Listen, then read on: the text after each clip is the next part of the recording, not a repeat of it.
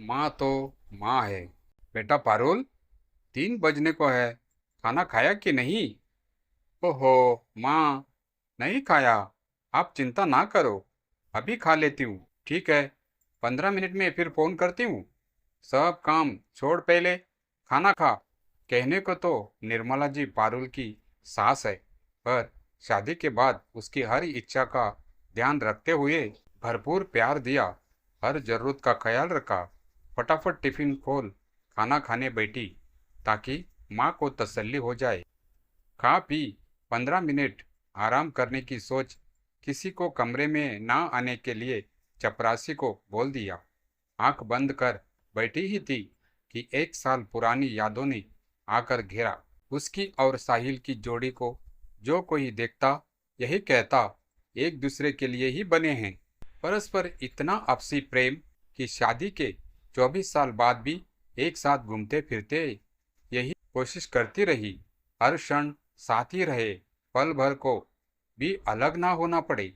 बेहद प्यार करने वाले दो बेटे अंकुर व नवांकुर, कहने का मतलब हंसता मुस्कुराता सुखी परिवार।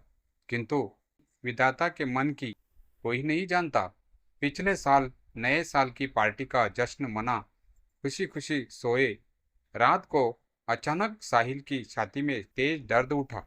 जब तक पारुल या घर वाले कुछ समझ हॉस्पिटल पहुंचाते, तब तक साहिल का साथ छूट चुका था।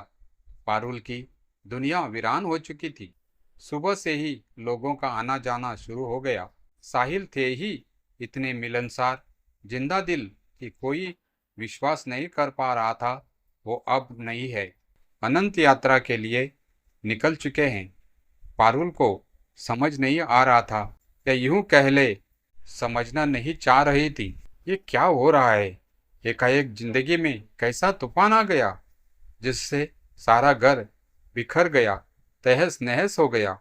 बच्चों का, सास ससुर का मुंह देख अपने को हिम्मत देने लगती, फिर अगले ही पल साहिल की याद संभलने ना देती। खैर, जाने वाला चला गया, अब तो रीति रिवाज निभाने ही थे। तीसरे दिन उठावनी की रस्म हुई।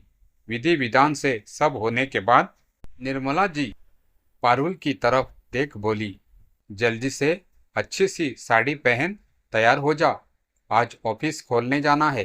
पारुल क्या किसी को भी समझ नहीं आया निर्मला जी कह क्या रही है।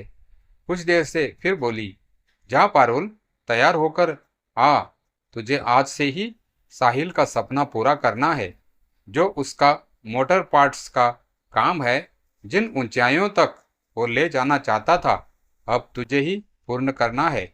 उठ मेरी बिटिया, देर ना कर, पहले साहिल की इच्छा पूरी करने का प्रण कर। पारुल जानती समझती थी, माँ जो कुछ भी कहेगी या करेगी उसमें कहीं ना कहीं भलाई होगी, हित ही छुपा होगा। इसलिए सवाल जवाब किए बिना तैयार हो शॉप के लिए चल दी। साथ में ससुर और दोनों बेटे अंकुर नवांकुर थे। शॉप खोल काम शुरू करने की रस्म निभाई, किंतु घर आकर उसके सब्र का बांध फिर टूट गया। परंतु यह भी उतना ही कटु सत्य है कि जाने वाले के करीब या जो पारिवारिक सदस्य होते हैं, उनकी बाकी जिंदगी सिर्फ रो रो कर शोक करते रहने से तो नहीं बीत सकती। जिंदा रहने के लिए खाना पीना और घरेलू बाहरी सभी काम करना अत्यंत जरूरी रहता है। यह तो जीवन है बेटा, जिसके नियम कायदे हम इंसानों को मानने ही पड़ते हैं। हमारी इच्छा या अनिच्छा मायने नहीं रखती। बेटा, अब साहिल तो नहीं है, लेकिन तुझसे जुड़े दोनों बच्चे तथा हमारा परिवार है। हम सभी को एक दूसरे का सहारा बन रहना होगा। एक दूसरे के लिए खुशीपूर्वक जिंदगानी बितानी होगी। सबसे अहम बात, जीने के लिए आत्मनिर्भर होना पड़ेगा। बेटा पारुल, जो भी तुझे समझा अथवा कह रही हूँ वो हमेशा अपनी माँ की सीख मान याद रखना। अब ये मैं तेरी सासू माँ नहीं, माँ हूँ, और माँ तो माँ होती है। साहिल को गए अभी 3 दिन हुए हैं, ऐसे ही 30 दिन, फिर 3 महीने और साल दर साल होते जाएंगे। ये नाते रिश्ते का तू सोच रही हो, तेरा व तेरे बच्चों का संग साथ देते रहेंगे, तो अभी से इस भ्रम में ना रह। भूल जा, कोई साथ देता रहेगा। वो तो जब तक हम माँ पिता है तब तक तुझे किसी तरह की परेशानी ना होने देंगे, लेकिन बाद में मेरी बिटिया को किसी पर भी निर्भर ना होना पड़े। अभी से इस बारे में सोचना होगा। हम अपने अनुभवों व तजुर्बे से बता रहे हैं, कोई जीवन में ज्यादा दिन साथ नहीं दे सकता, एकाध दिन की बात अलग है। उठ बेटा पारुल, आगे की सोच। जो होना था वो हो गया, हम चाह कर भी कुछ नहीं कर सकते। अब अपने और बच्चों की भविष्य की सोच, बाकी का जीवन कैसे बिताना है, ध्यान दे। माँ, माँ, यह क्या कह रहे हो आप? क्या करूं, कैसे करूं? मुझे तो कुछ भी नहीं आता। सब तो साहिल ही संभालते थे। आप सब मेरी चिंता ना करो। मेरी जिंदगी कैसे ना कैसी बीत ही जाएगी। कैसी बात कर रही है? सिर्फ भावनाओं के सहारे नहीं रहा जा सकता। समय के साथ साथ प्रैक्टिकल होना पड़ता है।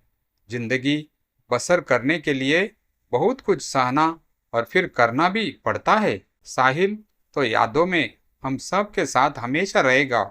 अब 13वीं की रस्म के बाद ऑफिस जा। वह साहिल ने जो बिजनेस शुरू किया है उसको किसी के भी भरोसे ना छोड़ते हुए स्वयं के बलबूते आगे बुलंदियों तक ले जा। यह काम तुझे ही पूरा करना है बेटा। अब कुछ और ना सोच। कुछ दिनों बाद तो ऑफिस की जिम्मेदारी संभाल। घर और बच्चों को मैं देख लिया करूंगी। फिर कह रही हूँ, साहिल की यादों के संग आगे बढ़। अपनी जिंदगी हंसते मुस्कुराते बच्चों व अपनों के साथ बिता। किंतु पर कैसे माँ? मुझे तो बिजनेस का कुछ भी अता पता नहीं। अकेले नहीं संभाल सकती मैं। कितनी बार हंसकर ही सही पर साहिल से कहती थी, अपने साथ कभी तो मुझे भी ऑफिस ले चला करो। जानना समझना चाहती हूँ। तो पता है माँ, साहिल बोला करते थे, तू तो घर की रानी बनकर रह।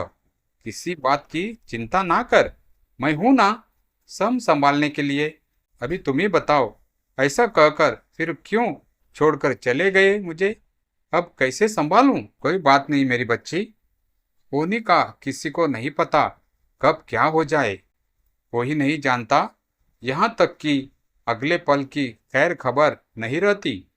तू समझदार है, पढ़ी लिखी है, इसलिए काम के बारे में जल्दी सीख जाएगी।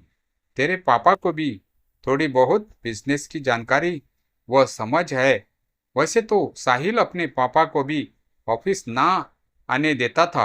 कहता रहता था, घर पर रह, आराम करो, बहुत काम कर लिया। किंतु फिर भी कुछ के जानकारी तो है जिससे काफी हद तक तुझे स्वनिर्भर होने में अपना योगदान दे सकेंगे। हाँ बेटा, तू बिल्कुल चिंता मत कर। अभी तेरा पापा जिंदा है, नहीं राह पर हर कदम तेरे साथ है। बस मानसिक तौर पर खुद को मजबूत कर ले, जरा हिम्मत न हार। हम सब की खुशियाँ का एकमात्र सहारा तू ही है। अंकुर तथा न अंकुर के जीवन की अभी शुरुआत हुई है। उनके उज्जवल भविष्य की कामना करते हुए, उन्हें खुशियों की सौगात देने का स्वयं से वादा करते हुए, घर बाहर की जिम्मेदारी निष्ठा से पूर्ण करने का निश्चय कर। तेरे मम्मी पापा सिर्फ और सिर्फ तेरे संग है।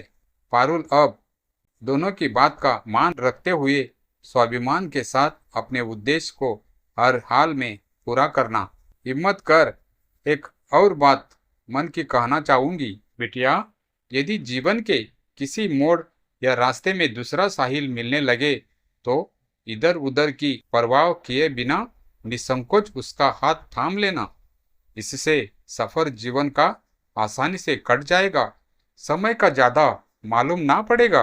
माँ, माँ, आगे के शब्द नहीं मुंह से निकल सके।